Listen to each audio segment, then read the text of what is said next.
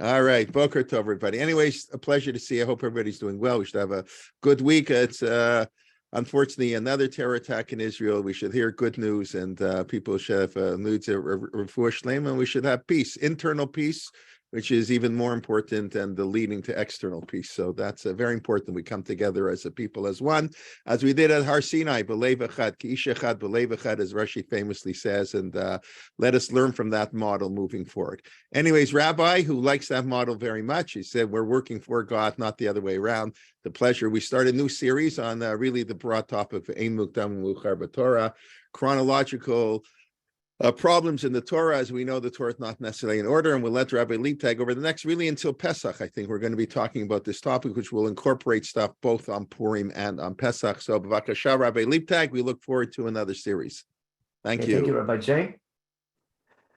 And I sent this source sheet in the chat, and I'll share it now on my screen. Okay. If my connection is not good this week, let me know, because I'm doing it from my home, but it should be okay.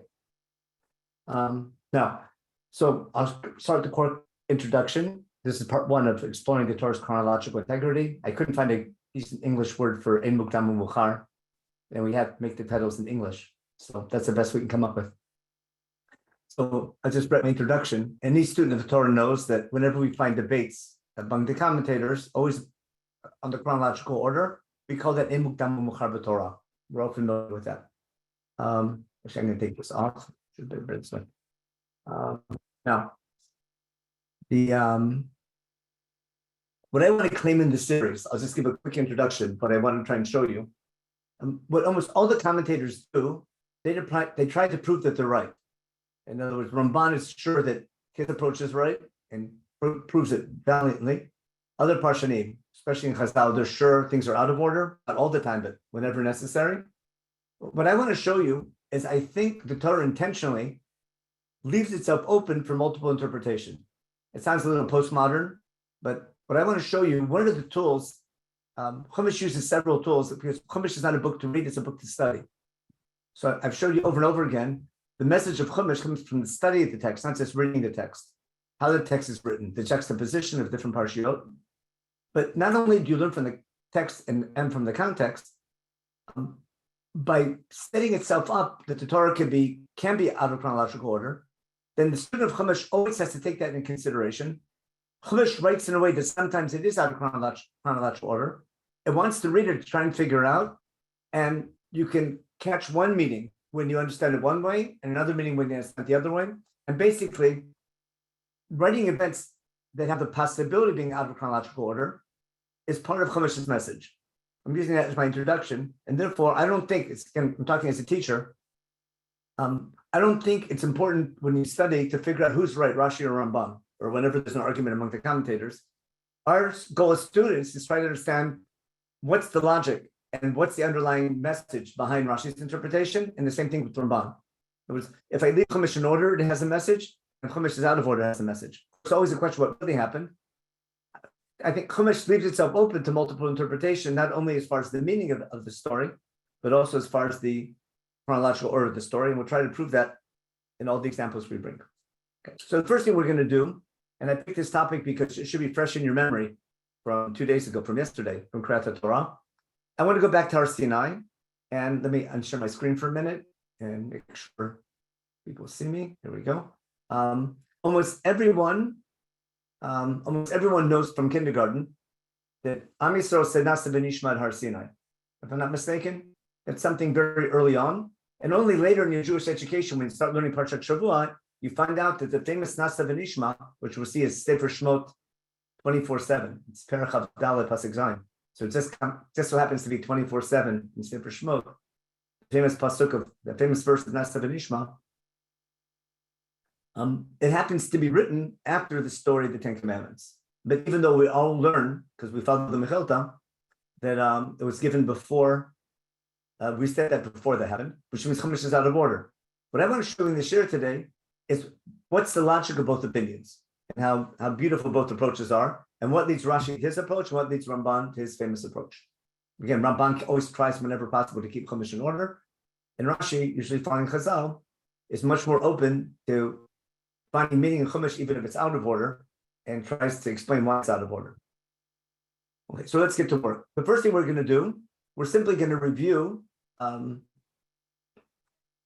the events of Mount Har Sinai, not in detail, very general. About 2 years ago, we did a series on understanding Mount Sinai. In case I don't want to repeat that, but maybe people might have forgotten a little bit. So we'll do a quick little review. Now, one last word of introduction. We always call Mount Har Sinai, we call it Matan Torah, receiving the Torah, which is true. With my students, I'd like to give a different explanation. The main thing that happens is not something we receive. The main thing that happens is an obligation that we take upon ourselves. If I want to summarize the series we did back in 2 years ago on Har Sinai, if I'm not mistaken, that was the main message I try to get across. The main thing that we have to remember, and that's what we say in Shema every day, what happened in Har Sinai, we as the people took upon ourselves an obligation to serve God forever. Once we took upon that obligation, we need a covenant, we need a contract, and we need a set of laws to how to fulfill that goal. But when we call it Matan Torah, we get the impression that it's something we receive, like we were privileged with something, and it's all about something we receive, and we have to thank God for receiving such a beautiful gift, which is true. But the main event is what we accept upon ourselves to be in the service of God. And because we accept that commitment, therefore I need a guidebook. Therefore, God gives us the Torah. But the Torah is the guidebook how to fulfill our commitment to be God's people. We can be thankful for that. But the main educational message to bring home from Matan Torah is the obligation we take upon ourselves, which is the classic Nasev and Ishma. That's why I want to spend time on it, because it's not just something a technical thing when something chronologically happened. What's the meaning of that underlying statement when we, as a collective group, accept to be God's people? Okay, so with that in mind, I'll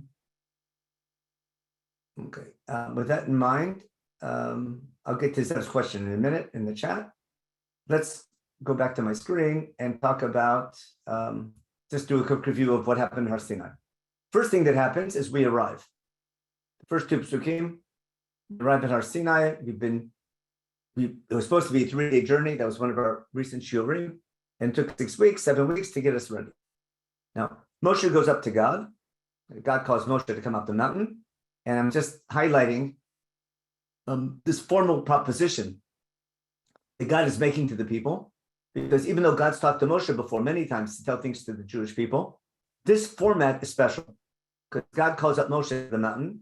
And first he says, Kol Tomar Lebeit Yaakov v'taged Bnei Yisrael, the opening line, very formal double opening. And when he finished, he says, Elad Dvarim Asher Tedaber. These are the things, or the terms that you tell the people. This is a proposition. It begins with a motivator. Look what I did for you. Look what I did. I took you out of Egypt. I brought you here in this miraculous way. I did so much for you. Now, if I did that for you, now what can you do for me? And therefore, Im Shamo Tishmu B'Koli. We saw that idea. Are you willing to obey God? Ushmartem et and be a covenantal partner. And then you'll be my treasured nation, even though I'm the God of all the people, because I care about all the nations. There's two ways to understand this. Either the way Ibn Ezra understands it is that even though I'm the God of all the lands, you'll be my special nation. Or it could be, you'll be special to me because I care about all the nations.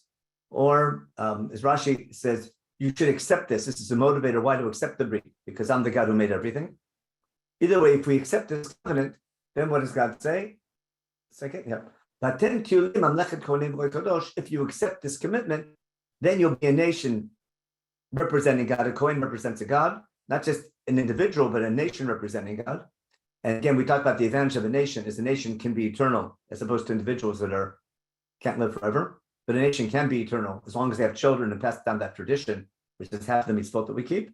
And a Goy Kadosh, a nation separated from the 70 nations, but for the purpose of the 70 nations. Like we say in Aleinu, it's our duty in the first paragraph to praise God and sanctify God in our day-to-day life. But our hope is the second paragraph, our hope is that by our keeping the mitzvot properly, that will sanctify God in other nations who know about God and not necessarily become Jewish, but become God-fearing and act properly and not do evil. We explained that belief in God is more behavioral than intellectual.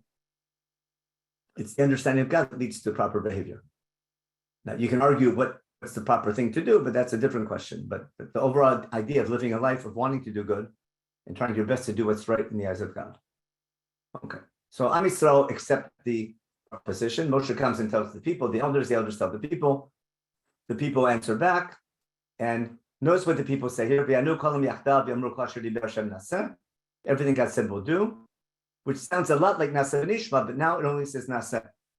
So this is answering and agreeing to the proposition to be God's people.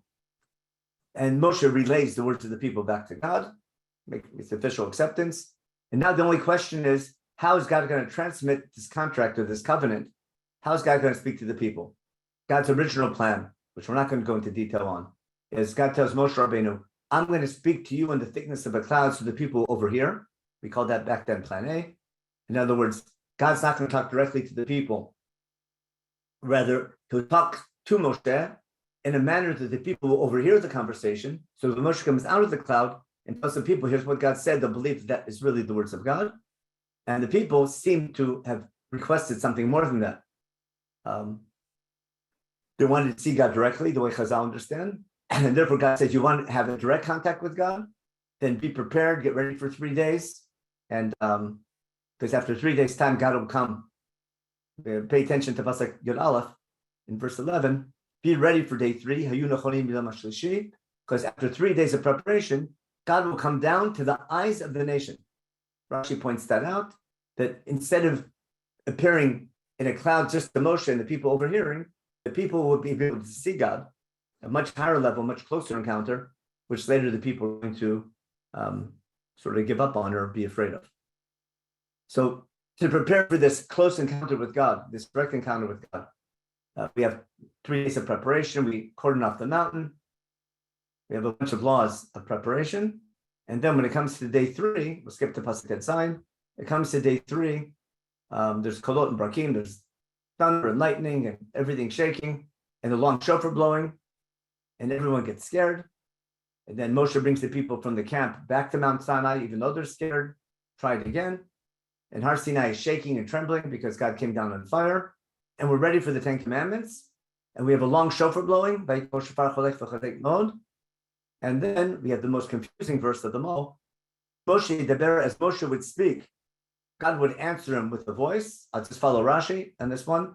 Moshe, according to Rashi, this is Moshe saying the last 8 commandments, and God would amplify his voice. And what Rashi implies here is that the first 2 commandments were given directly by God. They heard directly. We all learned that. There's a famous drasha on Torah Tzibalanu Moshe. The word Torah in Gematria is 611, and there's 613 mitzvot. So the first 2 commandments we heard directly from God. The other 611 we learned from Moshe. So based on that famous drasha, Rashi claims, based on the fact the first 2 commandments are in first person, the last 8 are in third person. So Rashi claims in this pasuk, Moshe is speaking the last 8. What's missed, what's obfuscated, what's sort of hiding, even though it happened, is God speaking the first 2 directly, which we find out later on when the Torah quotes the 10 Commandments in chapter 20. Now, that was just a review. Now comes our topic. There's another section here, which we read yesterday, which is very difficult to understand and we rarely pay attention to. Right before the 10 Commandments, we have sort of a last-minute instruction. It's like right here, this Pasuk Yotet should be the 10 Commandments. Remember, God said, when you hear loud shofar blowing, the people should come up the mountain.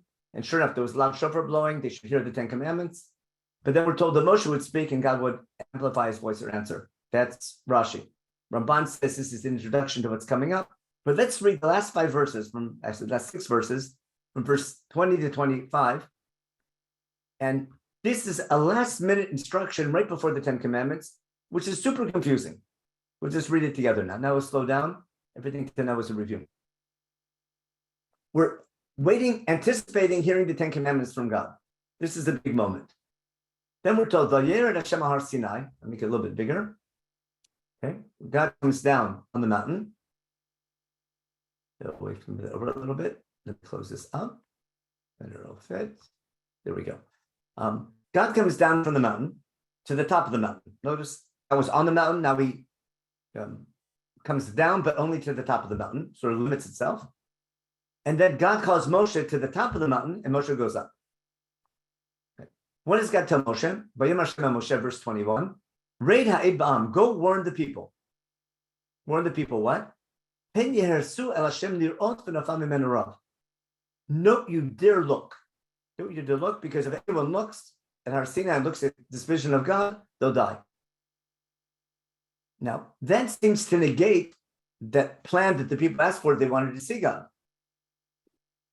Remember, because God said, I'm going to come le'inei kol ha'am. Remember back in verse 11, God said, be ready for 3 days. In 3 days' time, God's going to come to the eyes of the people. Let me just read that again, because it'll be important for later.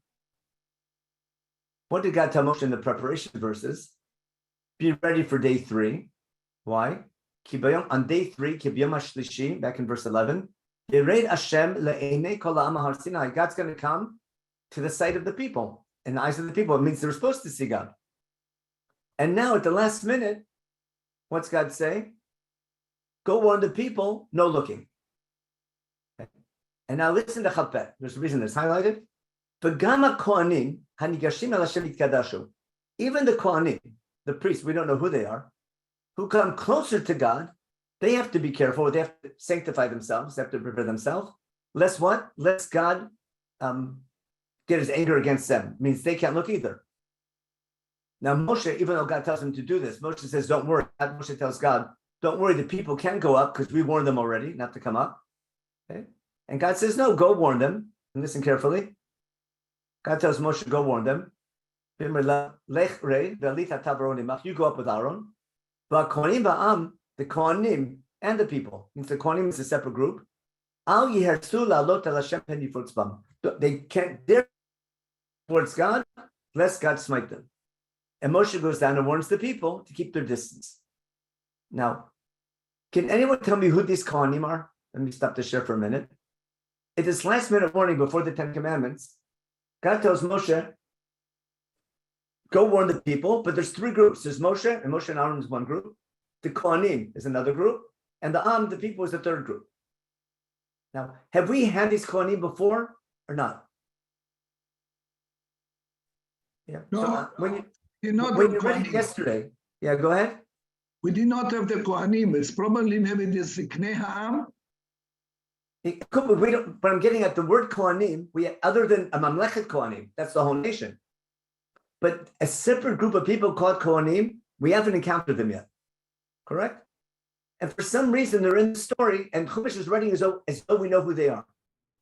Aaron's sons? It could be. But we're not talking about them. Maybe the B'chorim. That's what Rashi says.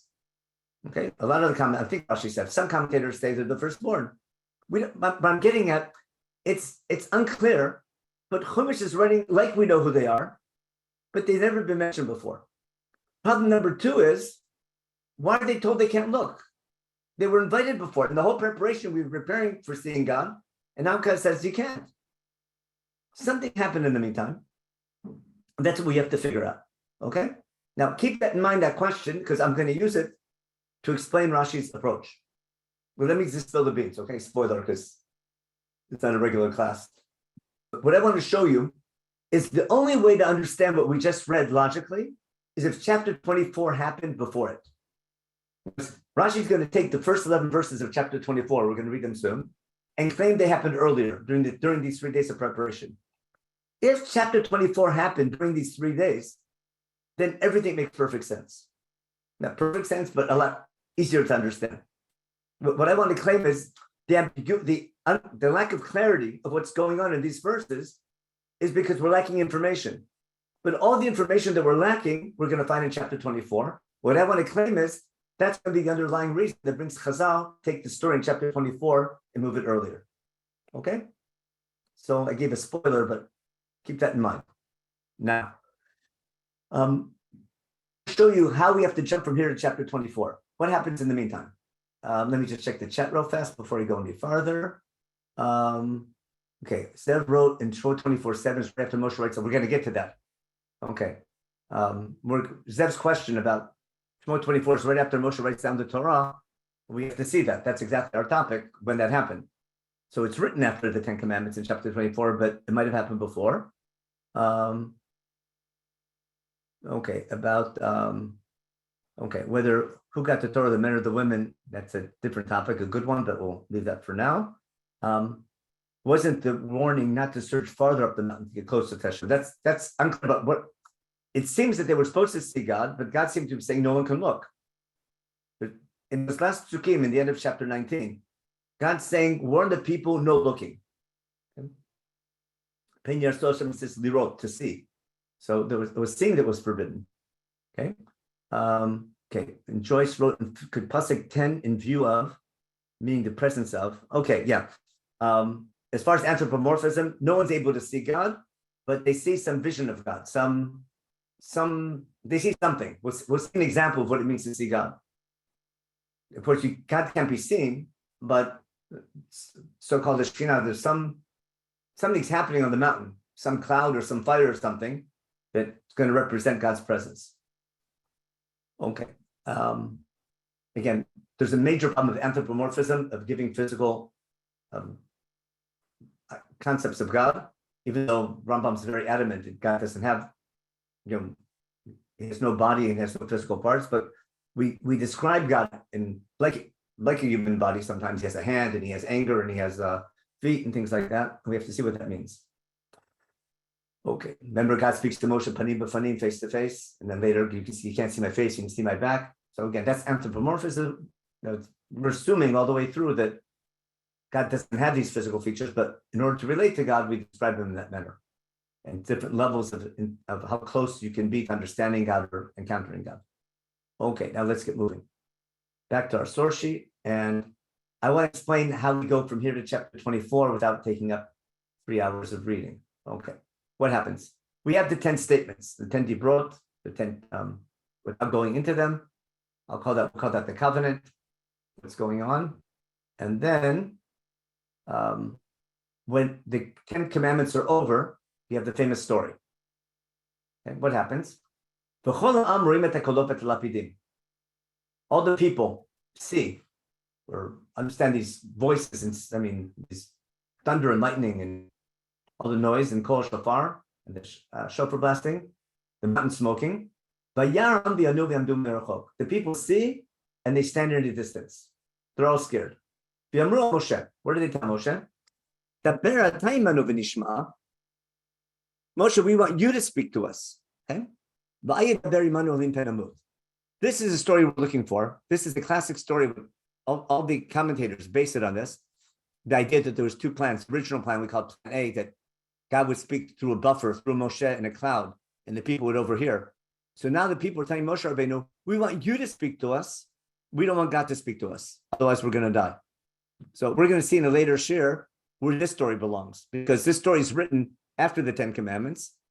Chazal are going to put this story between commandment 2 and 3. And that's the reason we go from first person to third person. And basically this story happened in the middle of the 10 commandments, between 2 and 3. But it's written as an end note because we don't want to interrupt the dibrot. Ramban, of all commentators, is going to say it happened earlier. We'll do that maybe next week. Sure, we'll get to that. Okay. Moshe tells the people, don't be afraid. Okay. God's doing this to test you. Now, is Moshe saying, don't go any farther away, stay where you are? Is Moshe saying, come back to where you were? Unclear. Okay. And God's testing you. He wants you to be fearful and keep your distance, but not too far, because he doesn't want you to sin. And whether this is what Moshe wanted or not, either way, the people stand at a distance. They don't leave Har Sinai. They stand at a distance, and Moshe goes into the cloud where God is. And the people just ask Moshe, you speak to us instead of God speaking to us. And sure enough, what do we find? God tells Moshe, go tell the following, go tell the following laws and instructions to the people. And then we have 3 chapters of laws, which we call Parshat Mishpatim. From the end of chapter 20 now to the end of chapter 23, we have 3 chapters primarily of laws and a final promise about going to Israel, which we're going to skip.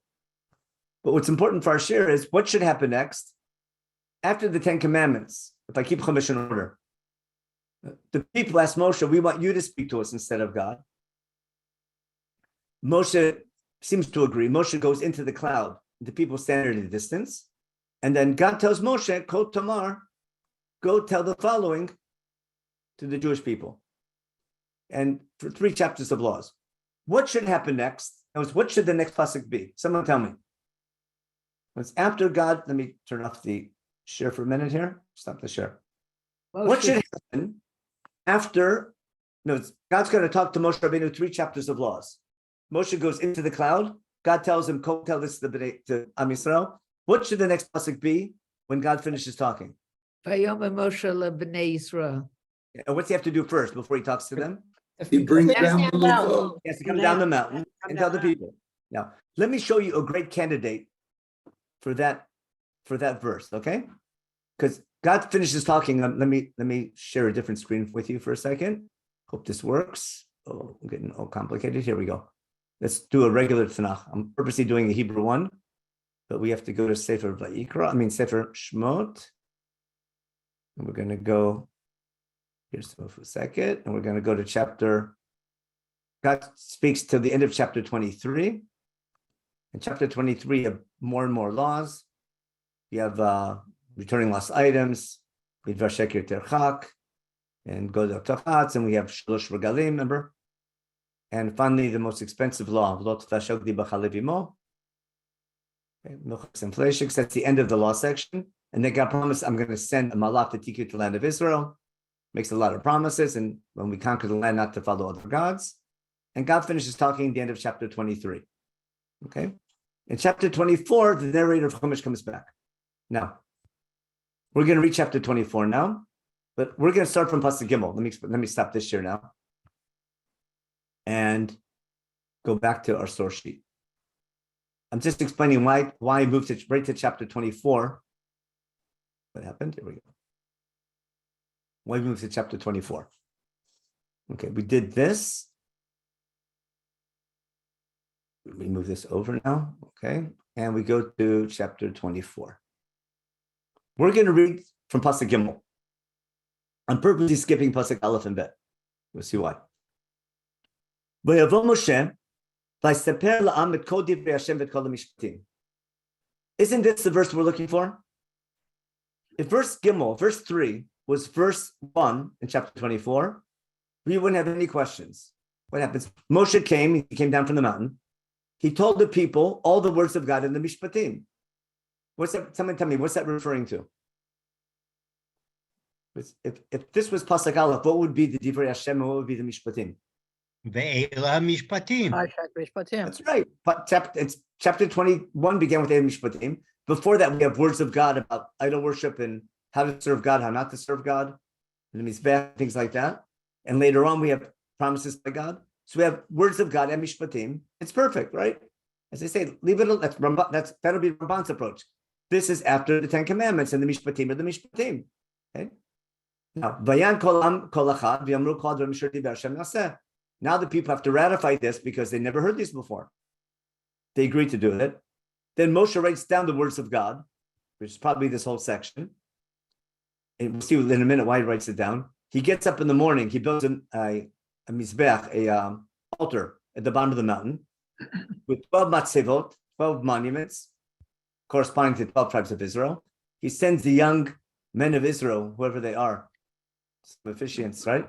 And they bring sack olot and shlamim. Basically, we have a nice cookout. We have a kiddush, the fleisha kiddush after at the event, after Kriyat Torah, you see? And it's harim, it's like good meat, cows or ox, okay? Then Moshe takes half the blood, he puts it in big containers, he'll use it later, the other half he puts on the altar. And the famous 24/7, Vaikach Sefer Abrit. What's Sefer Abrit? Seems to be what he just wrote down in verse 4, which is Parshat Mishpatim, or maybe the Ten Commandments. He reads them out loud, and here's the famous line, V'yamru kol asher diber Hashem naseh v'nishma. Then everyone says naseh v'nishma. Moshe takes the blood from the animals that he just shechted, he sprinkles it on the people, everyone gets sort of baptized with blood. And what's Moshe say? Hinei dam habrit. This blood that I'm sprinkling on you is symbolic of the covenant that I made with you as a nation, all these terms. All these devarim, the covenant we made, the Ten Commandments, now you've accepted it. And this blood is symbolic of that, accepting that covenant. And then Moshe, Aaron, Nadav, and Avihu go up the mountain, the leadership group, and the 70 elders of Israel. And here's what's important. What do they do? Pasuk Yud. Vayiru et Eloi Yisrael. What do? They see the God of Israel. Speaking of being able to see God, they see God. It says so. But they see the bottom of his feet, whatever that is. And the bottom of his feet are the most bright thing one could ever imagine. like a bright sapphire stone, it says in English, and clear as the sky. But they see the lowest level of God that can possibly be seen, the bottom of his feet. And that's the brightest thing. It's like blinding. It's like when you're in a dark room and you turn the light or looking at the sun, it's so bright you can't see it. And even though they look at God, or despite the fact they looked at God, this noble people, Atzilei B'nai Yisrael, all the Parshim say, the Atzilim, the noble people, are the group that went up. God didn't send his hand out. Now, was he supposed to, but he didn't want to ruin the day, or was it okay? Unclear. But they had this vision of God, and they ate and they drank. Now, if you're a chassid, this is a proof that the way to celebrate and become close to God is by eating and drinking. If you're misnagid, you say this was terrible, but God didn't want to ruin the event, so he let them get away with it. It depends if you're sort of, but it's a great argument again among the commentators. Was this something good or bad? Now, if this story again began in Pasuk Gimel, it would fit the story fine. What's the problem? It doesn't begin, and I just missed something. 1 second. I don't want a free 7-day trial. I hit the wrong button. Okay. We have two psukim that precede them, and that's what makes everything confusing. Again, if Pasuk Gimel was Pasuk Aleph, it would be hard to say anything different.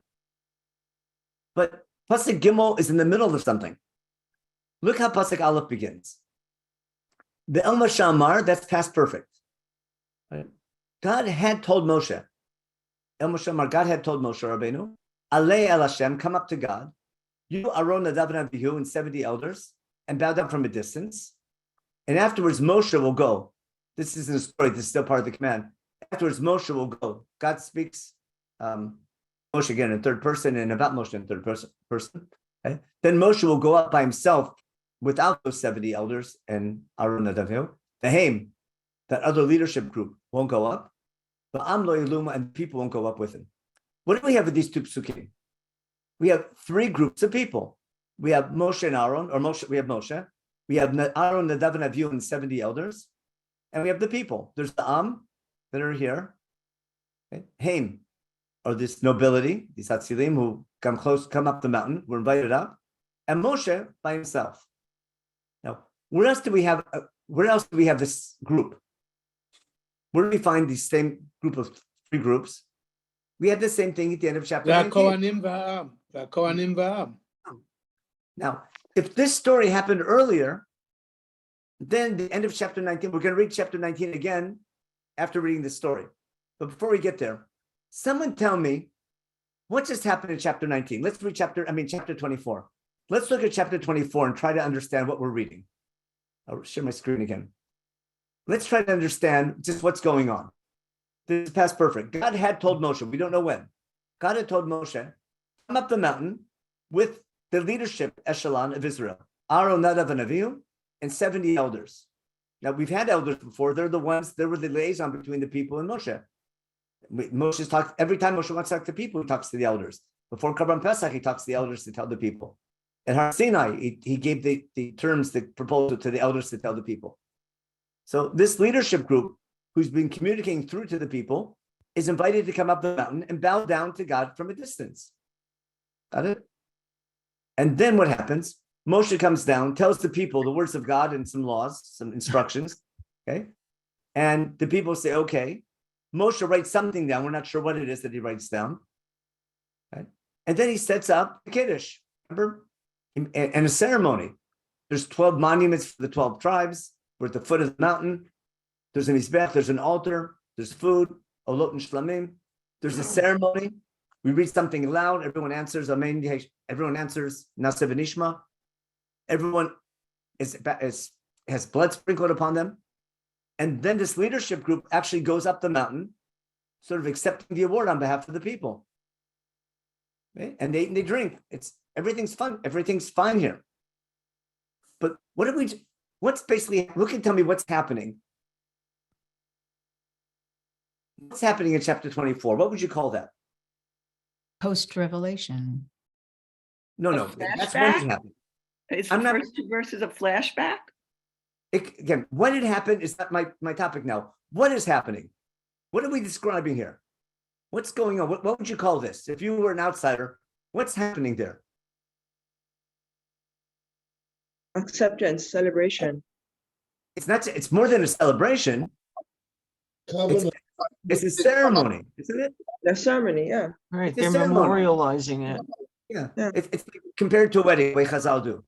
What happens? It's We have an official ceremony. Someone's going to read the ksuba. Someone's going to read the ksuba out loud. There's going to be food. It's ha'aganot. God's describing a ceremony where the leadership echelon is going to sort of accept this contract on behalf of the people, but all the people are involved as well. Right? Now I'll give you an analogy that I use with my 18-year-olds, or actually 20-year-olds. What happens? What happens? A young couple decides to get married, right? They know that, right? They decide to get engaged, and then you have to plan an engagement party. Now, in the engagement party, then it's official. They don't make the engagement party until they have a date set for the wedding, usually. But how is he going to propose? It's going to be something official. You follow? What I'm getting at, there can be a decision to get married, a couple to themselves. Then they'll have an official engagement party. It's not a wedding yet, but there'll be an engagement party. And they'll meet the family and everything will be very formal. And then we'll have a formal wedding later on. You see what I'm getting at? What I want to claim is, in the beginning of chapter 19, when we have the first proposition, what does God say? Do you want to be my nation? That was a big proposition. Do you want to serve? Do you want to enter a covenant to be my people forever? And the people say yes. Now I need an official ceremony to ratify that. Okay? And that one claim is happening during the 3 days of preparation. That's what Rashi is going to say. I'm not taking sides. I'm trying to explain the way I understand Chazal, which is Rashi's approach. That what we just read happened earlier. And what I want to do is I want to make an official acceptance to ratify this commitment to be God's people. And it should be a happy ceremony. Now, because when we entered this idea of a 3-day preparation, that began with the people saying we want to see God. Remember good old Plan B? Plan B happens right here, doesn't it?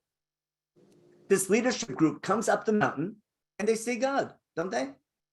Now, they don't receive the contract yet. They don't receive the covenant yet. They don't get the 10 commandments yet, the 10 statements. But they represent the people, but the entire nation officially says Nasa v'nishma in an official manner, which prepares them for receiving the dibrot. Okay. And then after accepting that, a day or two later, then what happens? And they go up and it's official. We have the actual God actually appears to the whole nation on Mount Sinai. Now, let's say this ceremony happened earlier. Okay? So let's read again, chapter 19, and try to figure out if it fits. Okay, you understand what I want to do now? If I leave chapter 24 alone in time, it works fine. Especially if Pasuk Gimel was Pasuk Aleph. But I want to follow what Chazal do. Chazal take chapter 19, and chronologically they put it during the 3 days of preparation. We'll see. Rashi says on day 4 of Sivan. Remember, day 3 of Sivan they arrive. And they say Nasa v'nishma. On day 4, they have this ceremony. But before the 3 days of preparation are over, before we hear the 10 statements, the deep road. Now, if this story just happened, that a leadership group was separated, they were right up the mountain and they actually saw God, and they encountered God, and they ate and they drank at that ceremony, and they accepted this commitment on behalf of the people. Let's read again what happens in chapter 19. Okay, let's go back now to chapter 19 and share my screen. Chapter 19, where are we? Here we go. Put this on top. And chapter 19. Let's go back up to the top. Okay. So what happened? It came day 3. According to Chazal, the ceremony happened right here. God tells the people, be ready. Get ready for 3 days' time. In 3 days' time, God's going to come to the eyes of all the people on Har Sinai, and we have all the cordoning off the mountain in preparation for the big event. Now, comes day 3. Now, according to Chazal, in the meantime, we have the ceremony of chapter 24 when we say Nasa v'nishma. We take our commitment in verse 7 and 8. We take this commitment. Moshe comes and tells the elders, and the people answered everything God said we'll do, Naseh. We take this and make it official with Nasa v'nishma. with that ceremony. It's after this happens, after Zayin Chet happens, during the 3 days of preparation, we have the ceremony. After the ceremony comes day 3, and the whole nation is supposed to encounter God now. But on day 3, what happens? There's Kolot and Brakim, and everyone gets scared. And Moshe tried, and they all stay in the camp. Remember, they stay behind, they don't come to the mountain because they're fearful. Okay? Moshe brings them back towards God, to the bottom of the mountain, and God starts up again. And it seems that people get scared again. And they're so scared that the Moshe has to speak and God has to answer.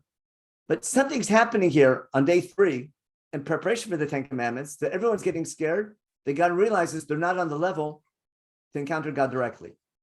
So now what's going to happen? If that's the case, right before the 10 Commandments, what does God do? At the last minute, it's too dangerous. And this is what God tells the people. Let's read now the end of chapter 19, the limitation psukim, pretending that chapter 24 happened already. Okay? God comes down on Mount Sinai to the top of the mountain. He calls up Moshe. Moshe goes up. And at the last minute, Menachem and Moshe, God tells Moshe, go warn the people. Remember? Now you can't look. Now, why would people think it's okay to look? Give me some reasons why people might think it's okay to look. Because they already did. Some of them. Well, some of them. Did. Well, if they did, hey, if they can go up, why can't we go? Why can't we see? Did anything happen to them? Remember? God didn't hurt them. They drank it, it was fine. If they could do it, we can do it. But what's God realized? No, they're not ready for, they're not mature enough for, they're not ready, they're not on the level to encounter God so closely. Okay? And now listen carefully to Pasuk Habet. God tells, go warn the people not to look. And even the Kohanim, Hanigashim el Hashem, who come closer to God, they have to be careful because God might punish them as well. Now, if chapter 24 happened already, the first one saying this makes perfect sense. The group that went up already and already encountered God, they think they can do it again. And we said, God said it was okay the first time, but not again. So now the warning makes perfect sense. Now, Moshe still thinks they'll be fine because Moshe thinks they'll follow instructions, so they won't go up. And God says, no, go warn the people. You come up just with Aaron. Va'konim ba'am, those 2 groups we saw before. Al yersu la'alot el Hashem, they can't come up to God because God might smite them. And at the last minute, God simply puts a cap on plan B. The close encounter is over. Now, maybe the story happened between the first 2 and the last 8. That's also possible. But that's why I'm calling this story limitation. Moshe goes down and warns the people.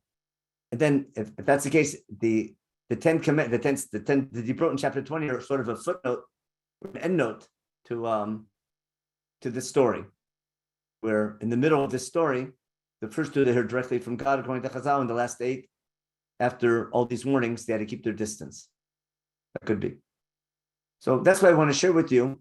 What I want to claim is because chapter 24 is written in past perfect, with those introductory psukim, and because it's a ceremony, and because these verses at the end of chapter 19 are so unclear if I leave them as they are, but they make a lot more sense if chapter 24 happened beforehand.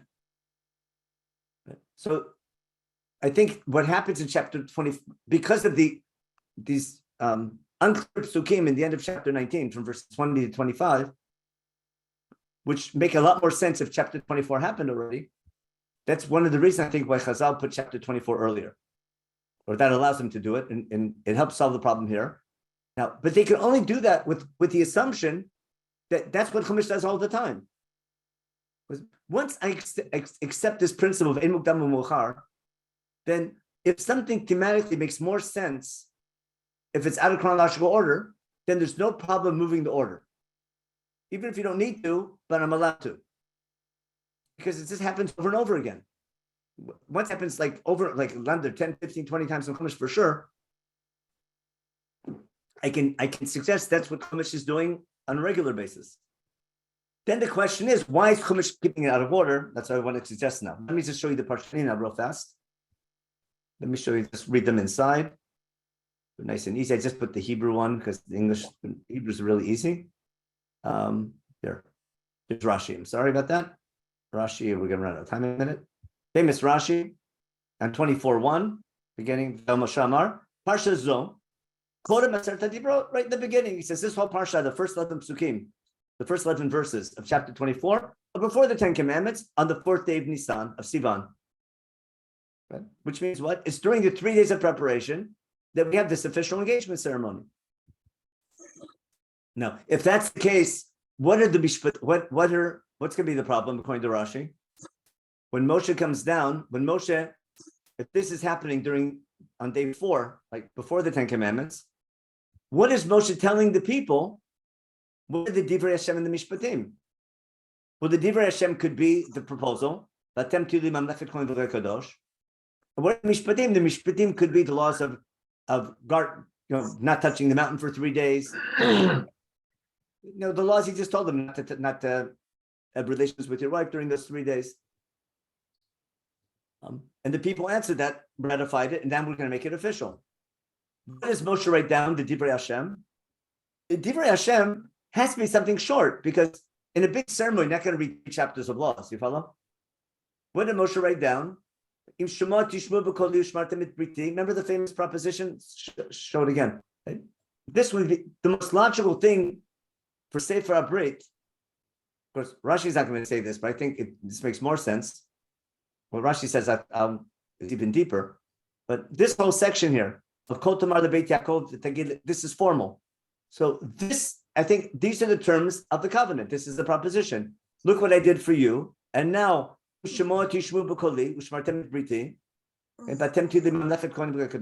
that you can answer. Now Seven Ishma makes perfect sense.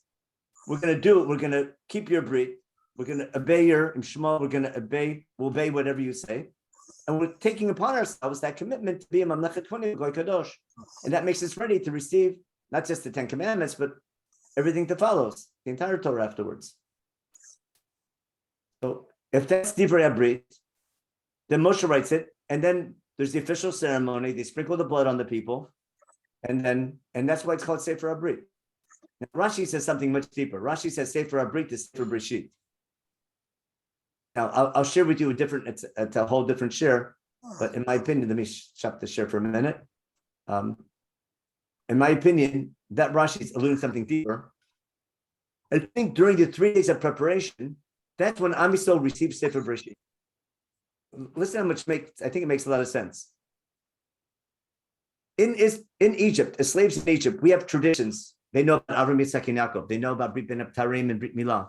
But I don't think they have Sefer Breshit the way we have it. I don't think they have Sefer Breshit as a book yet. According to Chazal, Sefer Breshit is given to Am Yisrael at Har Sinai, which makes a lot of sense. Why? Here's the slave people on this whole roller coaster of history. They're about to enter a covenant. Before they enter a covenant, they need to know who this God is. Why were they in Egypt for hundreds of years? Where are they going to? Why did God choose their ancestors? Why is he choosing them? Why did we go through slavery? How did the tribes come about? If I read Sefer Breshit from the perspective of someone standing at Har Sinai who just came out of Egypt, it's been on this roller coaster for the last 6-7 weeks, and about to enter a covenant with God's people and come to Israel, I need to know why we were chosen, where we're going to, where we're coming from, and how do we come about? And when you read Sefer Breshit from that perspective, it makes so much sense. We have to explain who this God is and who the God of creation is, and other gods don't exist. In light of their experiences in Egypt and what they're familiar with, Sefer Breshit makes so much sense if I'm reading it as a book being given to the nation that just got out of Egypt. And that's my understanding of Rashi's statement, the Sefer HaBrit is Sefer Breshit. It doesn't make sense that they read Sefer Breshit, for 2-3 hours and then said Nasa V'Nishma, because no one would stand that long. But I think during those 3 days is when they taught it. Okay, now, what are we going to do now? And now I have to show you the Parshanim. Hope that was clear. Let me just show you the Machloket, and then we can summarize everything. Okay, so let's go back and look at Rashi. My computer is very slow today. Here we go. And my battery's going to go out soon, so we don't have too much time. Okay, so again, we saw Rashi. Rashi right on the spot in the beginning of chapter 24 says what? Everything is Kodem Aseret Dibrot on the 4th of Nisan. Ramban, Moshe Amar quotes Rashi. Parshas Kodem Aseret Dibrot. Loshen Rashi, he quotes Rashi. And then he says as follows. He says, if Rashi's right, the parsha don't go in order and not by pshat. He says, leave it alone. I say, let it be. Ramban, leave Chumash alone. It's fine the way it is. Why mess with it? That's Ramban's approach. If you don't have to move it, don't move it. Sometimes Ramban will keep things out of order. We'll see next week. But if you don't have to, why? Leave it alone. He says, just leave things in order. And they make why? Because it says what happened. Moshe came down and told the people, Divrei Hashem, Mishpatim. What are they? Shema Mishpatim, Tuvim Lamala. That's exactly chapter 21, Parshat Mishpatim. Shamar Ben Beila Mishpatim, Asher Tasim Lefnem, like you all said. What did Rashi say? These are the 7 Noachite laws. Or the ones they got in Marah, the folk of Mishpat Marah, because they heard them already. And when you heard mitzvot already, you don't say by saper, it's not something new. When the verb by saper, he says all the words of God, it's not something new if they heard them already. Okay. Now, who's he bringing to his support? If Ibn Ezra agrees with him, he's clear. Because Ibn Ezra is very often moves partially out of order. He says, even Ibn Ezra agrees with me. Rabbi Abraham, that's Ibn Ezra.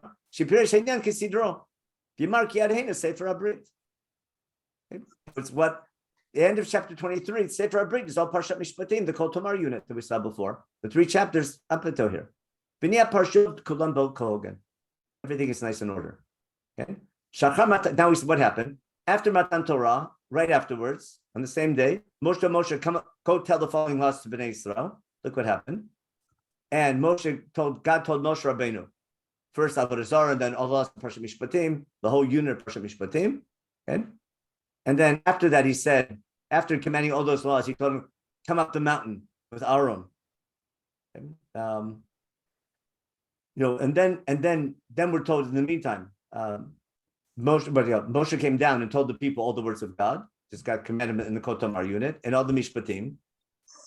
So first, basically, I'll show you particularly the way the Ramban reads them. Ramban reads them as follows. He says, what happened? Here. First, God told Moshe Rabbeinu a whole set of laws, and then God told Moshe Rabbeinu about a ceremony. Got that? So he sees Aleph and Bet as the ceremony. And then the first thing Moshe does, he tells the people, it was up on Har Sinai, God told Moshe the 3 chapters of laws and about the ceremony and these 2 psukim. And then Moshe comes down and tells the people the laws of Parshat Mishpatim, chapters 21 to 23. And then he fulfills the ceremony. Then he writes them down, and then they have the ceremony afterwards. That's all. He keeps it in order, and that's what Ibn Ezra says as well. Now, then at the very end of the Ramban, he wants to give at least support to Rashi a little bit. He says, listen, he says he saw the Mechilta that Rashi is quoting. Okay, it's a machloket Tanaim. Yeshamru Shem Kodem Matan Torah. There are those who say this whole event happened before Matan Torah on the 5th of Sivan. This ceremony happened on the 5th of Sivan, the day before Matan Torah. Basically, it's a ceremony in preparation. And Rabbi Yossi Bar Yehuda says, no, everything happened after the Dibrot.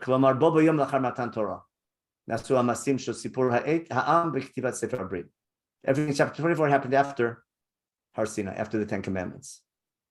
Okay? So that's why we follow Rabbi Yossi's opinion, because that goes proper. That's the halacha, that's walking the proper way. So that was that's the good old Ramban.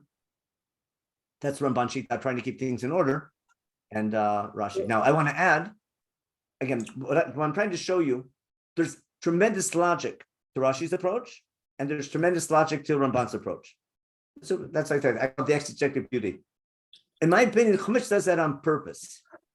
Chumash wants there to be a machloket Rashi Ramban, because you can read it both ways. What really happened? When you're young, you want to find out. When you get older, you get over it. Okay? It's who knows what happened? Maybe both things happened. When we ask ourselves, what do you remember? Do you remember this and that? Everyone remembers. 2 people made the same event and remember 2 different things. Again, one of them must have happened. But what do you gain by both opinions? if I want to see what's the difference, chapter 19 is full of fear, trepidation, isn't it? There's no, it's just fear from day one, day 2, 3. Everything is don't go to the mountain, don't touch, be careful, don't do this. It's no. It's just everything, no, keep your distance, limitation. And even the request for plan B, that was a show we did 2 years ago, is obfuscated. Even requesting to see God is only alluded to, and you only find it if you look for it. But there's Rashi has to claim that the people asked for plan B to see God. And you can, if you read carefully the psukim, you can see they must have asked for it. But Chumash obfuscates it. It's hiding when they asked it, and it's hiding when it actually happened. You only figure out when you analyze it, you wrote first person and third person and stuff like that. And from the story afterwards. But the overall atmosphere in chapter 19 is fear, is yira. Right? In chapter 24, it's a party. Basically, chapter 19 is misnadim, chapter 24 is chassidim. Got it? And there's room for both in Am Yisrael. Got it? But it's important to separate them because in our service of God, Har Sinai is an eternal event. It's happening all the time. And we encounter God, we can strive for plan B to be so close, but in reality, we have to keep our distance. We're always in this tension, this metach between how close you can be to God and what your level is and finding your right level. But there's values of being close to God and a close encounter like Simchas Torah and things like that. And there's need for Yom Kippur as well when you feel your fear and your distance. And therefore, Chumash, as a sort of an end note to the Har Sinai events, chapter 24 is an end note. Oh, by the way, it wasn't all so fearful. Back when God had told Moshe, you know what? There was a really nice ceremony there, and there was a party, and it was nice. It was a celebration. It was only so fearful. But now, I want to end with the pasuk in Tehillim. Where's it? Let's just start this. Now, 1 second. It's not in the source sheet. It just came to mind. I hope I'm right. Tehillim 101. Make sure sense. A second. Remembers Tehillim 101. Let's hope I guessed right. What chumash do I want? Oh, right here. Here we go. Torah, Nevi'im, Ketuvim, Tehillim. It's 111, maybe 101 or 111. We'll check 101, and then if not, it's 111. 101. I think it's 111. 1 second. 111, 101. No, 111. My mistake. 111. Kufiyud Aleph. It better be this one, otherwise I'm in trouble. Perfect. Okay, 111. I guess it's a little famous. One Kufiyud Halu Odeh Hashem b'chol levav b'sod yisharim v'edah Goli Maseh Hashem Dushim thing. Bottom line, remember Koach Masav Yigid Lamo, that's the first Rashi in Chumash. That Maseh Hashem Emet Mishpat Nemanim Chol Pekudav. And then finally, last line, Reshit Chochma Yirat Hashem. Seichot Tov l'chol sehem Tilat Tov Meralav. The beginning of wisdom begins with the fear of God. So if there's a need for both Ava and Yira in your relationship with God, we need Yira and need Ava. Yira has to come first. Remember, Yirato has to be before. Yira has to come first. So if I'm going to have two visions, two stories of Har Sinai, and present them separately, I'm going to present the first one. The first one would be Yira. It'll be like a hologram. I'm going to first look at it from one angle. I'll see the Yira side. When it's over, it's the postscript. Oh, we know there was an Ava element as well. And we saw God and it was fine. But in reality, it's both. But you need time for Yira and you need time for Ava. And that's why I wanted it could be that's the reason for it. But I'm not taking sides. I just think there's tremendous depth and there's support for Rashi's approach, which is the Mechilta. And there's also support for Ramban's approach, which is also my claim is it's not one side's right. Chumash says that on purpose, and that's part of the deeper meaning of Chumash. It's God wants there to be this machloket, and there's a value we learn from both approaches. Okay, I would take questions real fast. I have maybe another 4 or 5 minutes on my battery, so I might get cut off in the middle. Let me just. Could you say that Kafa Alehem Har Kegigit is really Bible commentary explaining that the compulsion came first in chapter 19 and chapter 24, Naaseh v'Nishma, reflects Kimu v'Kiblu. I'll say what you're saying in a little bit in a bit of a different manner. There's a value in accepting the brit before we get the details, called blind faith. In other words, when you enter a covenant, that's why Chazal compared it to marriage. You enter a commitment, and you have no idea what you're getting into. But you so much want to be together, you make that commitment. That is kafiyah. That is kafa aleim hakagigit. Hakiki. Yeah, but they had a choice. They could have said no, but how could you say no? You follow? Look what he did for me, whatever it is. They could have said no, but they couldn't say no. Hakagigit explains why it is in the wrong order. Hakagigit has become as a Torah commentary. Okay, I can see it that way, but I want to say something similar, but a little bit different. My claim is there's a value in accepting the covenant without having any idea what you're getting into. No, it's accepting to be God's people without knowing what it means. I so much want to be God's people, whatever he tells me, I'll do. And then there's value accepting the covenant after you get Parshat Mishpatim. Because Parshat Mishpatim is a way of life already. Remember, I have a new title for the Ten Commandments. It's called the low point of the covenant. You get the low point, you get the pun. Remember, everything is no, no, no, low, low, low. And it's making a point. It's very negative, the Ten Commandments. It's a really bad pun. But Lamed Aleph, low. There's no doubt everything is very negative. But from the negative, learn the positive. When God says, don't carry my name in vain, what's that mean? You carry my name properly. I learned what I should do from what it says I shouldn't do. Why Chumash does that? That's a class on the Dibrot. There's something very deep there. But it's the Dibrot followed by Parshat Mishpatim, which explicates them, explains them, and expands upon them, how to apply them in day-to-day life. It's not enough. It's not just lo tirtzach. It's all the laws of Nezikin and having a judicial system and being responsible for your deeds. And that stealing includes even being careful as there's tons of laws in Parshat Mishpatim that take the covenant and apply it in real time to day-to-day life. You have a much better idea of what you're getting into. Accepting the covenant as a people after hearing the details and realizing what it means to be Jewish, Vanshe Kodesh Tiuli, can be even more meaningful. So there's very deep meaning to accepting the covenant after knowing what you're getting into and hearing an example of what these laws are. And there's a value of accepting it blindly without knowing what you're getting into. I think that's why it's important to have accepting the brit beforehand and afterhand. So what did we say? Nase or Nase v'nishma, or one before and one after? Yeah. So according to Chazal, we said Nase before, Nase v'nishma after. According to Chumash, I'm sorry, if we keep it in order. According to Chazal, we said Nase v'nishma beforehand.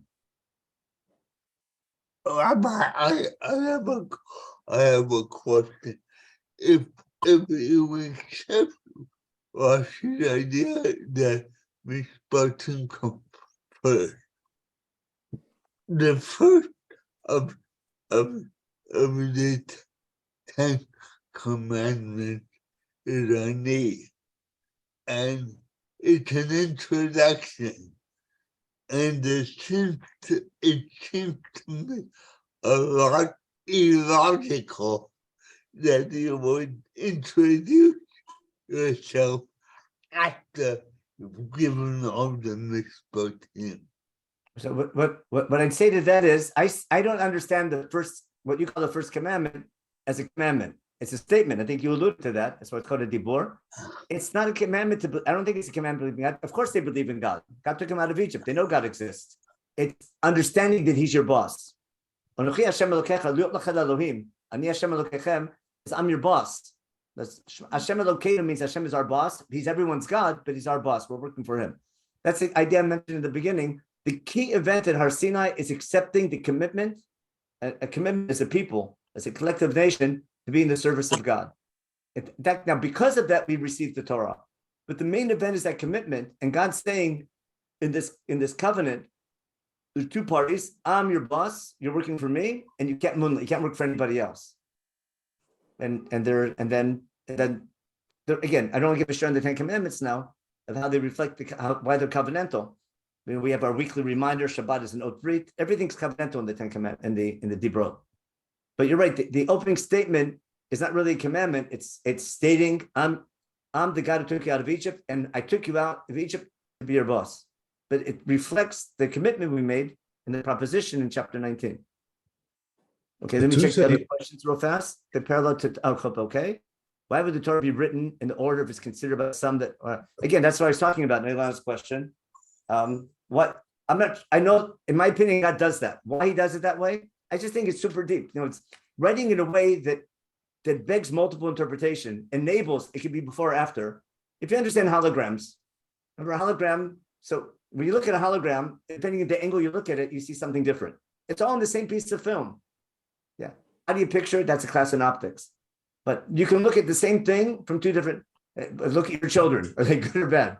The same child, and it depends what mood you're in. I shouldn't be so mean.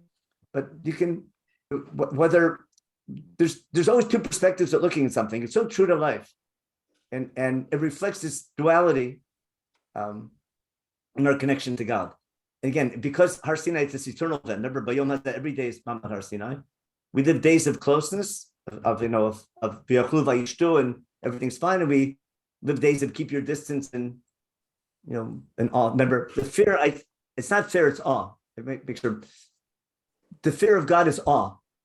It's fear. I keep my distance. You follow? You stay away from him. Awe is I want to work for him. And this awe leads to this desire.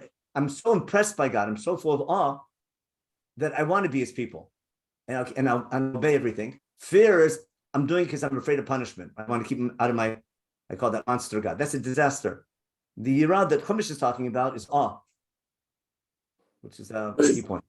Jay, you wanna give your announcement? Okay, real quick question. My battery's going to go in a minute, so.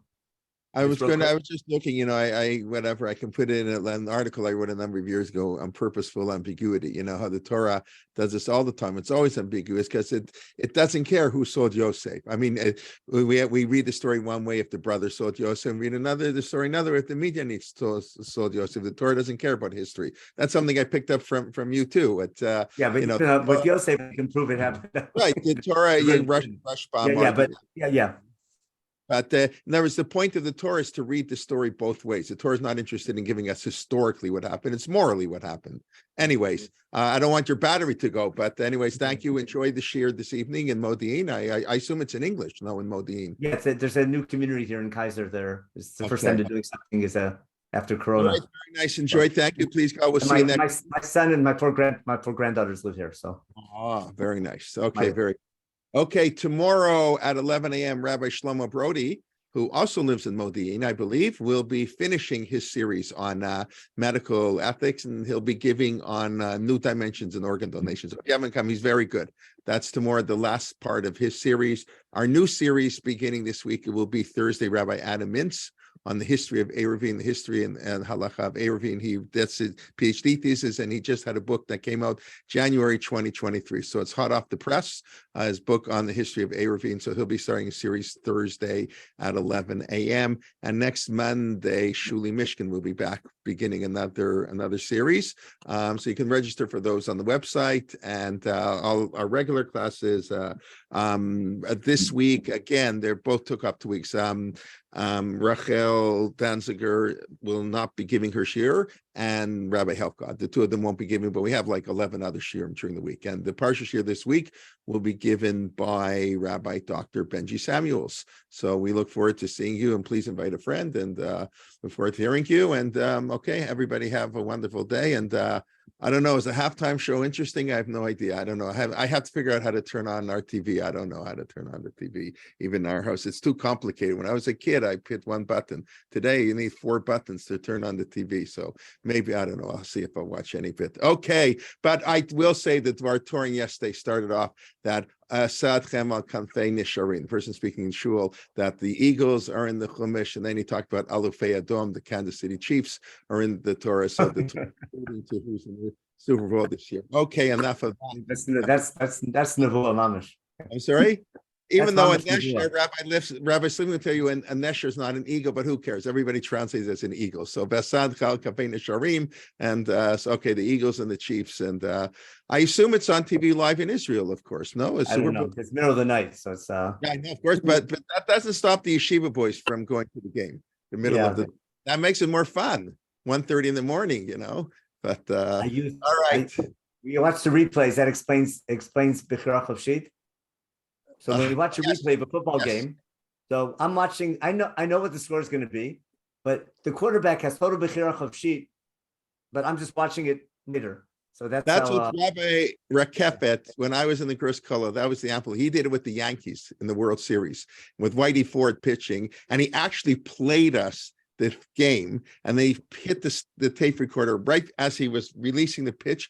He says, does the batter have free choice whether to swing at the pitch? So that was how he discussed Bechira Chavshi. So you see so much Torah we can learn from baseball. And if we're talking about Gush and Haratzion, where Rabbi Leibtag lives, of course, Rav Lichtenstein, as I'm sure everybody knows, was a tremendous baseball fan. And a Gaon in watch the Super Bowl, don't worry. Sorry? You wouldn't let the guys watch the Super Bowl. That Super Bowl is a problem. That's what I mentioned at the beginning. Really, there is a fascinating article on their host, Rabbi Fox, Jeffrey Fox, the Rosh Yeshiva of Yeshivat Maharat, has an article in their house that he basically saying he grew up as a big football fan. He doesn't think people should watch like football anymore. It's violent. How about wrestling? How about wrestling? On their house, you know. No, how about wrestling? Wrestling. He said boxing and hockey. He doesn't know. And then he apologized to all the. He says all the people. It's worse about football. He says that's on his milieu, and everybody makes party. He doesn't think anybody makes a party on the Stanley Cup, and then he apologizes to any Canadians. He doesn't really know what goes on in hockey. But I would agree with him, because when it's 7 games or 4 games, you know, it's not the same thing as. There was an article in yesterday's paper. The Super Bowl is the new religion in America. It's replaced religion. It's in that sense very sad, but it's probably true. How would it replace war? Sorry? How would it replace war? Yeah, that would be better. If you didn't have conflict sports, you'd have war instead. Yeah, I hear that. What would people do all summer if there wasn't baseball to watch every night? Go to war. That's Well, what they did. Purim on Torah in motion. Yeah, that's us people, but there are 300 million Americans out there, you know, who aren't coming to Torah Motion. What do we have? We have 100 people. Beautiful, wonderful. But you know how many more people we could have? That's why I tell you to invite a friend, so we can have more and more. Okay. Rabbi Jay, can I ask you, who is talking and when about Vayisa Etchem al Kanfei Nesharim? No, that was in the Parsha yesterday. So yesterday in Shul, the person giving the Dvar Torah. Because I had the whole idea about it. Super Bowl tomorrow. So I want to show you where in the Parsha the Super Bowl. So he actually gave a very nice Dvar Torah. It was a very, very nice Dvar Torah. But he started off with that on the Super Bowl. You know, gotta get people's attention. That's the trick. Every good speaker has to do something, you know, a joke, have to do something interesting. Okay. People are still here. Amazing. Okay. What else is to do all day? The Super Bowl is the ceremony. Yeah, people don't know anything about football. Watch the Super Bowl. It's like an American religion. Like it's like lahavdil. Like people go to shul on Yom Kippur. They know what's like. That's what you do. I don't even know how big the lahavdil is there. You know, but people go to shul. You know, a Sunday, America, February Super Bowl. They don't know what it is, but you know, I got to watch the Super Bowl. Okay, everybody, let's go learn Torah. Lots of Torah to learn. I agree. Okay, bye bye. Thank you very much. Very much. Okay. Thank you. Yeah.